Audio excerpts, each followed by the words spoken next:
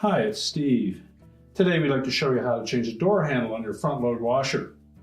This is a really easy job. Let me show you how we do it. Now to do this repair, we simply need to open the door up. If the old handle is still intact, we'll need to remove that. We just need to take out these two screws.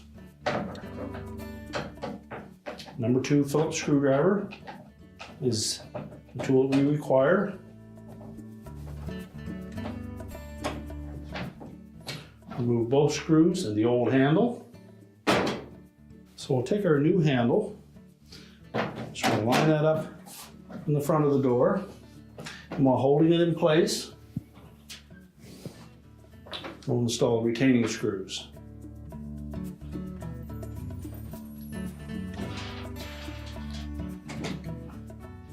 Make sure they start the threads straight,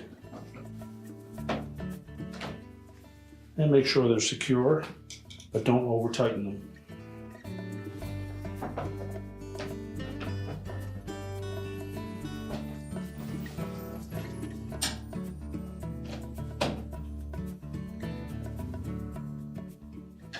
With those secure, we can close the door up, and our repair is complete.